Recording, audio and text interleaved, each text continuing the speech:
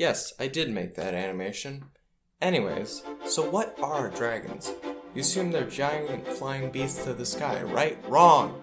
Welcome to the 21st century, where dragons are now these pathetic things. Oh! Ew! Dude! What the Anyways, how did these weird things come to be? Well, it started when certain parts of the world independently formed ideas of a beast of the sky. The first being Mesopotamia, which people who took history would know seems to be the start of everything.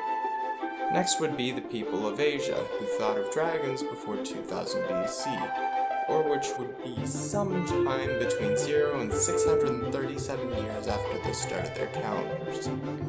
Lastly would be the Europeans, who formed their ideas of dragons sometime between 1250 BC until 550 AD in their cults of snakes, which for some reason was a worldwide phenomenon at the time. What can I say? Snakes are cool. The form of dragons we're most familiar with is the European dragon, which was popularized by the story. Okay, I'm gonna butcher this a bit. Historia Regum Britanniae, which is known as the History of the Kings of Britain, and was made around the surprisingly specific year 1136. As the story goes, two dragons are found by an old-fashioned coliseum in a pool of water under a castle-swallowing mountain. I know, kinda complicated.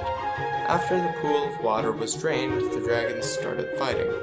The people around decided to put their bets on the white dragon as a representation of England, and the red dragon representing Wales, showing England's conquest over Wales. The story was popular around the 15th century, which is where you get the common idea of dragons existing into the 14 to 1500s.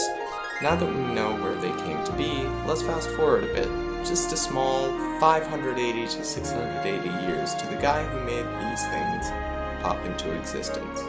His name was Rod. No, not member. Rod O'Reilly. The story starts with this geeky young adult who is into the animals and cartoons. Now, if this sounds like the start of a specific fandom, you'd be right. But if you want to know why dragons nowadays often have fur on them, you're gonna have to bear with me on this.